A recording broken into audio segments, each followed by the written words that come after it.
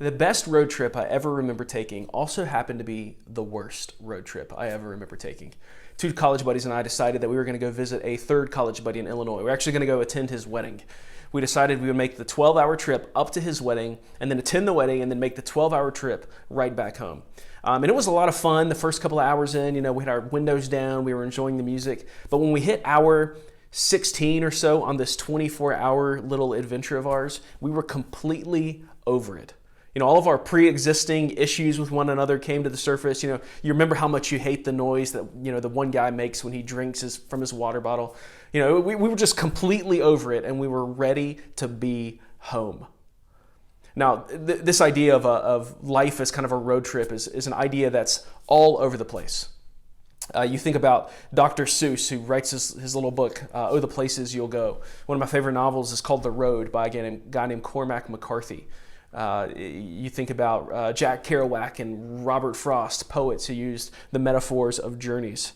It's all over our music too. John Mayer, Jason Isbell, Johnny Cash, that 90s band who did the song that Rascal Flatts covered for Pixar's Cars, Life Being a Highway. We all understand that we are on our way, that life is a trip, a road trip, we might even say, of sorts. That we are all going somewhere, and one of the most basic ways we express our experience of life is by referring to it as a journey or a pilgrimage. Now, Jamie Smith wrote a book entitled On the Road with St. Augustine, and he describes the different sorts of restlessness that we experience while journeying, while being on this pilgrimage. He says that there's one kind of restlessness that comes from arriving somewhere only to realize that that destination wasn't what you thought it would be. So he uses the example of things like career or success or marriage, any kind of romantic relationship, the next stage of life, some freedom or indulgence, even the acquisition of some kind of thing. You indulge in that thing or you pursue that thing, and when you arrive in that thing, you realize that it was not the home that you thought it would be. There's kind of a restlessness for a thing or place or person, a restlessness that you can't quite name, but it becomes really apparent when what you thought was going to bring rest never did. That's the first kind of restlessness. The second kind of restlessness he describes is a restlessness that comes from not knowing where home actually is. It's this kind of being without direction, not having any kind of clarity on where home is or where it could be. Maybe it's born out of a cynical reaction to the first kind of restlessness. So the best that you can conclude is that there is no home, and that the road is home. And so I'm going to embrace life as the journey. Life isn't about the destination, we might say. It's about the journey. But the problem with this sort of approach to thinking about life is, well, it's kind of like trying to sleep in the backseat of a friend's car on a charter bus or airplane. It doesn't work that way. It's exhausting. It's even makes you even more restless and more eager for home. Because at the end of the day, we are all homebodies. But then there's the third kind of restlessness that he describes. He says it's knowing where you're headed, but realizing that you aren't there yet. It's the plane landing, sitting on the tarmac, the terminal is in view, but for whatever reason, they hadn't parked that thing yet, and you were just ready to be home. Or it's being on a road trip with friends that has lasted way too long, and you are ready to get home. Now, Christian discipleship can be thought of as a journey to a destination. The scriptures use a lot of different designations to describe Christians. We're children of God, we are disciples, followers of Jesus, but one often neglected designation is that of a pilgrim. We are pilgrims. It's all over Christian hymnody and gospel music. And of course, one of the most famous books ever written was called Pilgrim's Progress. Both Paul and Peter used the language of pilgrims or sojourners or exiles to describe our experience. And of course, Jesus himself. Jesus called us to a narrow path. One of Jesus' most well-known parables is that of a journey, about a prodigal son taking a journey. And Jesus himself referred to himself as a pilgrim. Jesus says, I have no place to lay my head, no place to call a home. I am a pilgrim. We're also given the songs of ascent in Psalms 120 through 134, a collection of short, thematically similar psalms, most likely written for a pilgrimage, specifically a pilgrimage to the temple in Jerusalem. Now, the temple in Jerusalem was located at the highest place in the city, and the temple was the center of Jewish worship. Jews understood that the temple was the place where God dwelled. It was the center of all their religious activity. And so once a year, Jews would make a pilgrimage towards the temple to observe feasts, to celebrate their rescue as God's people, and ultimately to obey God's command to go dwell with him in Jerusalem. And there's two reasons that these songs are called the Songs of Ascent. One, because they're to be sung on the literal ascent towards the temple. Some speculate that the number of psalms corresponds to the number of steps that kind of led to the entrance of the temple. That's just speculation, but it kind of gives us a sense as to how these psalms were understood to be used. But there's also kind of a spiritual layer to this, that they're songs that kind of nourish a spiritual life as the pilgrim ascends towards God, becomes more like God, and becomes deeper in fellowship with God. Christians too have embraced these psalms and taken them up as a way to speak about our pilgrimage as well. We are headed to the place where God dwells. We're not headed to a temple, but we are headed to the heavenly destination, the heavenly city, the place where God dwells, the heavenly Zion. The scriptures refer to it as the city whose builder and architect is God. We are all headed towards that heavenly city. But we're also on an ascent towards God. As we journey towards our heavenly home, we are being prepared for that heavenly home. We're being acclimatized, we might even say, for this city. We're learning to love as God loves. We're learning to love God. We're learning to love as God loves. We're learning to delight in the things that he takes delight in. And because a pilgrimage like this is restless and wearying, we embrace these psalms as a gift given to us to help us, to remind us of who we are, where we came from, to whom we are going, to give us strength for the journey that we are undertaking. The pilgrim songs begin here in Psalm 120 with the start of the psalmist's pilgrimage. I'll read that for us. Psalm 120 says, "In my distress, I called to the Lord, and he answered me. Deliver me, O Lord, from lying lips, from a deceitful tongue. What shall be given to you? What more shall be done to you, you deceitful tongue? A warrior's sharp arrows with glowing coals of the broom tree. Woe to me that I sojourn in Meshech, that I dwell among the tents of Kedar. Too long have I had my dwelling among those who hate peace. I am for peace, but when I speak, they are for war." Now, this is the first of these 14 songs. This is the place where a pilgrimage begins. A pilgrimage begins with restlessness. It reminds me of the story I told last week about Wolfgang Hoffman, the guy I wasn't allowed to name my kids after. Wolfgang was a man who was dispossessed, restless, we might say. He came to the United States looking for a place to call home because he was leaving trouble, leaving some kind of distress. Maybe it was a lack of food, maybe it was a lack of work, a lack of opportunity, whatever it was, he made his way to the United States out of a place of restlessness, hoping to find home. And so the psalmist here is describing himself as one who is distressed, dispossessed, restless, and eager to make his journey towards home. Now, it's not really clear when this was written. It's not very clear when any of the songs of ascent were written. But one thing is very clear, that this psalm is about a person who is a part of a dispossessed people, restless and eager to return home. He describes here being a sojourner in the regions of Meshech and Kedar. These are Gentile regions which are not very close together, so it would be strange to talk about someone sojourning from one to another because you sort of have to go out of the way to get there. So probably what's intended for us to sort of read here is that the psalmist is talking about his restlessness that comes from just being in the world, from being in the Gentile world, the place that is not home. He says, "Deliver me from these lies, O Lord." He prays a prayer of judgment on those lies in verses 3 and 4 about the Lord's judgment coming on lies, on those who would slander the psalmist. And he says, "Woe to me! Too long have I made my dwelling among those who hate peace." Woe to me! Too long have I dwelled here. And so here's the picture. Imagine someone who is not home, disillusioned, dispossessed, dislodged, homesick, restless for a place that is home, ready and eager to begin a pilgrimage. Now, if we were to make some observations about our pilgrimage from this text, I think the first thing that we would say is that every pilgrimage begins with restlessness. There's a kind of fed upness with the way things are that begins our journey. And we could say the same thing for each of us, not just the psalmist, but for each of us, that we are restless and homesick. And for us, many of our Christian journeys began with a kind of realization, or maybe one moment, or maybe a cumulative effective moments that where we are right now is not home.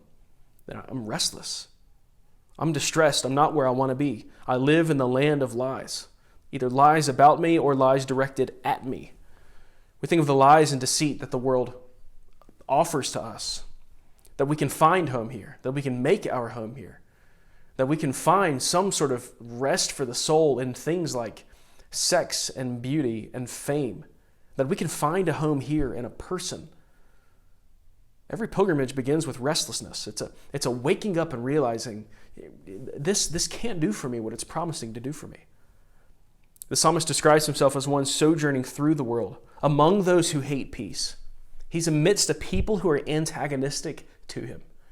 Like, can you relate to that? This idea that we live in a world that is antagonistic to us? Like, sometimes we feel at home here, but every so often we're reminded that the world, well, frankly, it feels like the world is out to get us. We live in a fallen world of tombstones and pandemics. Death is always lurking. And sometimes things happen that upend our coziness, some kind of ugly display of human depravity or tragedy or suffering. And it reminds us, man, this is not our home. This is not where I want to be. I'm distressed here. Or maybe some of us, we realize our restlessness and distress comes from the realization that we are for war. There's evil out there, but there's also just as much evil in here. We are for war.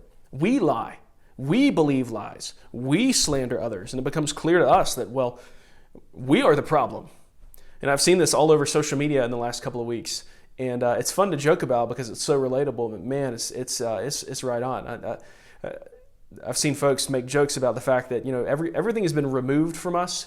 A lot of our distractions have been taken away. Our busy pace of life has been taken away, and we're sort of forced to just stay at home. And we realize that maybe the source of a lot of our problems wasn't out there, because the common denominator is, well, what's in here? It's me. For some of us, maybe we have a lot of time at home and we are suddenly made aware of our sin. Our guilt has a way of piling up on us in the quiet of lonely evenings. We find ourselves anxious and overwhelmed when our catalog of sin is brought before us. And we do our best to stave it off with Netflix and Instagram. But man, at the end of the day, we realize that the world is not right and I am not right. I need rest. I would imagine for many of us, maybe we reach a point where all of this culminates with some upending of things, some dislodging that makes it loud and clear. We are not home, and we are forced to the road, like the psalmist. Now, something I love about the Psalms in general, but this psalm in particular, is, you notice that verse 7 sort of ends it's not the happiest psalm, it doesn't end in the happiest place. What I love about Psalm 120 is that there's a real compelling honesty to what the psalmist is saying here. If we understand him to be talking about not just his experience in these particular regions, but his experience in the world, I kind of get this. Like he has a willingness here to speak plainly and honestly about the lamentable situation of life in this world. Woe to me, he says. So we don't have to be sentimental and naively optimistic and have a saccharine view of the world. And if we did, it's smashed in the favor of the way things actually are when we're forced up against this. But he says, I sojourn in a land that is unfriendly to me. I don't want to be here. I don't belong here. Have you ever felt that? I sojourn in a land that is unfriendly to me. There's evil out there. There's evil in here. I am fed up with this. I long to be somewhere else, a place that's safe, that's stable, a place where I'm known and loved. I'm ready to be home. From the psalm, we have permission to say that sort of thing. Sometimes Christians, we don't feel like we're allowed to quite go there. We're not allowed to give voice to any of our discontent or restlessness. But there's a kind of discontent and restlessness that's actually a grace, that's encouraged. So maybe take a step back for a second and ask yourself this. Am I restless? And if I'm restless, what's behind that? What kind of restlessness is this? Maybe right now you're somewhere where you thought home was, and it turns out not to be what you thought. You got to the bottom of this particular thing, and it's like drinking a cup of salt water. It's just made you worse. It's made you more thirsty. It was sex, a friendship, that new job that you prayed for, that new house, the next stage of life. You're there and you're thinking, is this all that this has to offer me? You thought this would provide rest, but you remain restless. Maybe you're not a Christian, and I would ask you if you've ever been here. Have you ever gotten to the bottom of things and wondered if there was more? A guy named C.S. Lewis, an author, Christian apologist in the 20th century, made the argument that if hunger teaches us anything, like literal hunger teaches us anything, it's that there's food, that food exists to satisfy that hunger. If thirst teaches us anything, it's that there's literal water to satisfy our thirst. If I find in myself a desire which no experience in this world can satisfy, the most probable explanation is that I was made for another world. He says, look, maybe my restlessness is like hunger. There's food out there somewhere. There's home for this restlessness somewhere. Maybe you are restless because you realize that the world is dark and you need hope.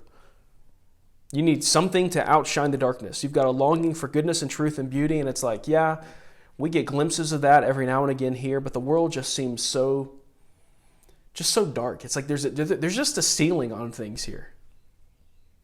Is there anything more to life than this? Now, as we kind of think about our restlessness, there's one pitfall we need to be aware of here. The temptation for us is going to be to busy ourselves to avoid the disquiet and the restlessness in our hearts. I shared this with the staff, and it's super embarrassing, but I shared this with the staff a couple of days ago. A couple of weeks back, we're doing a lot of cooking now. We're experimenting with a lot of different things, and I was cooking dinner for our family, and I was already kind of frustrated with how dinner was turning out. It was taking a lot longer than I expected it to, which seems to always happen. When we sat down to eat, I realized that the meat wasn't completely cooked, and I was very irritated by this. And I made the executive decision that we were just going to eat the food and hope for the best. I was thinking, people have eaten stuff way worse off than this. What's the worst that can happen? We're just going to risk it and hope that nobody gets sick. And we went for it. It was delicious. We all had a grand time. And then at about 10:30 that night, I was hit with a wave of dread. What have I done to my poor family? What kind of father am I that I would do this to my family? And I was just kind of struck and hit with this, kind of dread. And I ended up, it was probably 10:30 at night, I ended up just pacing through the house, not able to sit down and really deal with the disquiet that was in my heart. I mean, the only thing that I could do to kind of make myself settle down was to sit and make myself go to sleep while watching Netflix. Help myself get to sleep watching Netflix. Now, for many of us, we're going to have these kind of this kind of awareness of our restlessness sort of slap us in the face on occasion. And there's a couple of things we can do with that. We can, one, either try and drown it out and stave it off with Netflix and Instagram. The psalmist says, "Deliver me, O Lord." And we say, "Deliver me, O Netflix. Deliver me, O social media." And they're very willing to answer us. But we need to realize that at best, that is simply kind of papering over some deeper realities that need attention. We need to realize that the restlessness that we find ourselves experience could be homesickness telling us the truth. And you don't want to drown that out with noise. Rather, we want our restlessness to send us somewhere, because our restlessness could be a grace. It could be the Lord waking us up to the reality of our pilgrimage and inviting us to Himself. And so the next thing we'll say that is, if every pilgrimage begins with restlessness, every pilgrimage ends at a destination.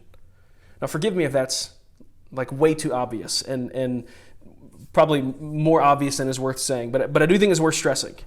That if we are dispossessed and distressed and dislodged and made restless, then the next question is, where will it send us?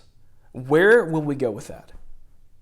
For the psalmist, his where isn't even first a where.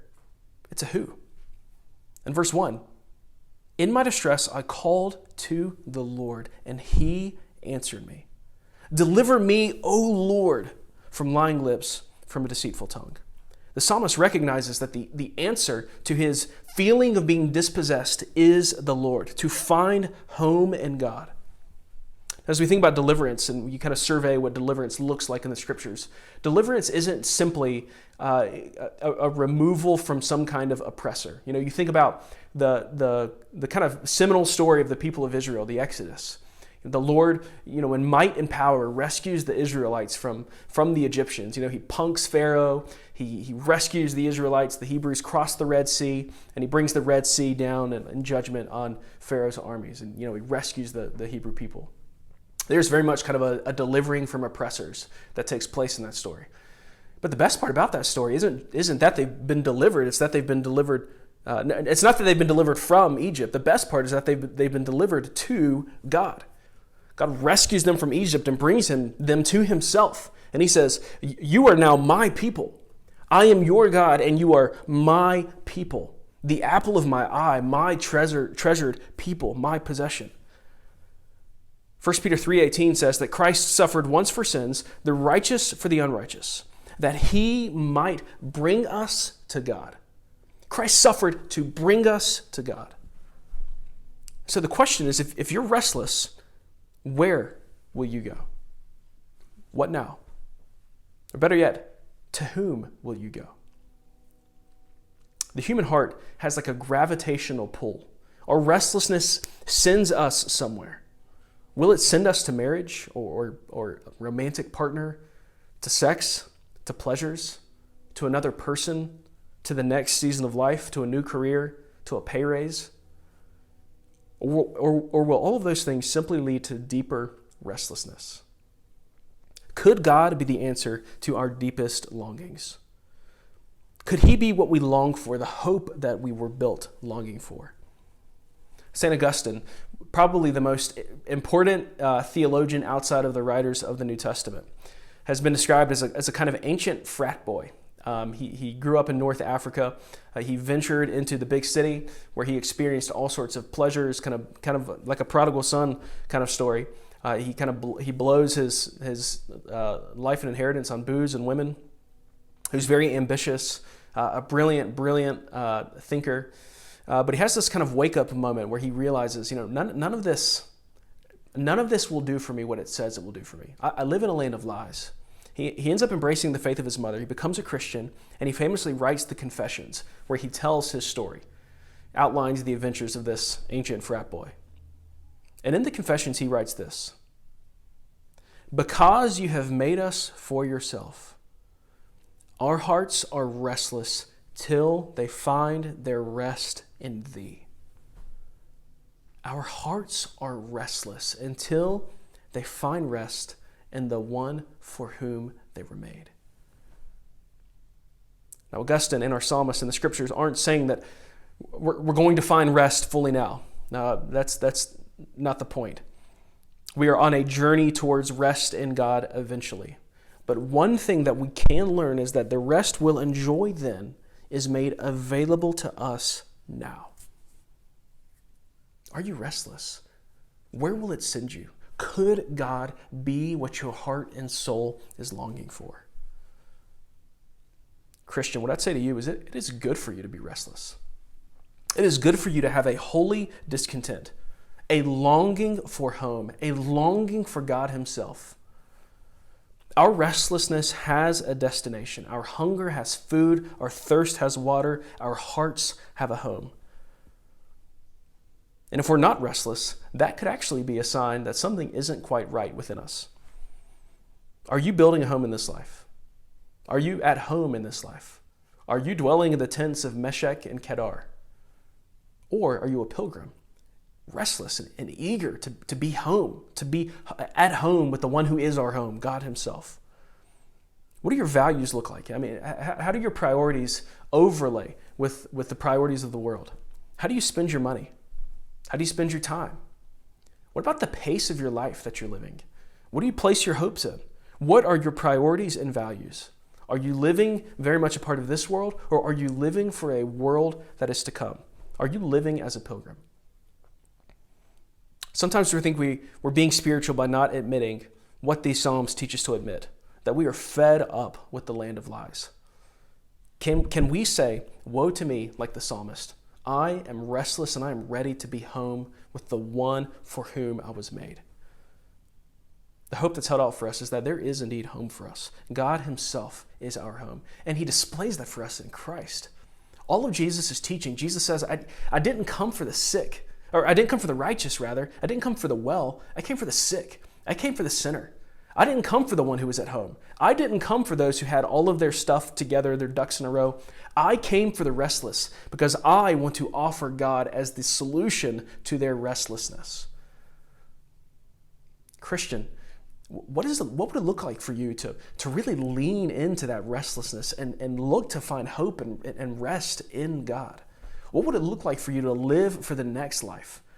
and not embrace the land of lies, not live within the land of lies, but live for the next life? What would that look like for you? And if you're not a Christian, could this be what you've been looking for? Could God be the answer to the restlessness that your heart has been wrestling for? Each week we post a little box below this video that if you have any questions about any of the things that have been said, if you're a Christian, if you're not a Christian, if you're a part of the Church of Greer Station, if you're not a part of the Church of Greer Station, give us some questions, and we love to dialogue about these things. And Aaron and I will discuss these on our weekly podcast where we kind of talk through these things. Appreciate you listening. Grace and peace to you, friends. Our prayer is that as we study these songs of ascents, that we would find ourselves reminded of who we are, reminded of where we've come from, and then find ourselves just enraptured at the one to whom we are headed.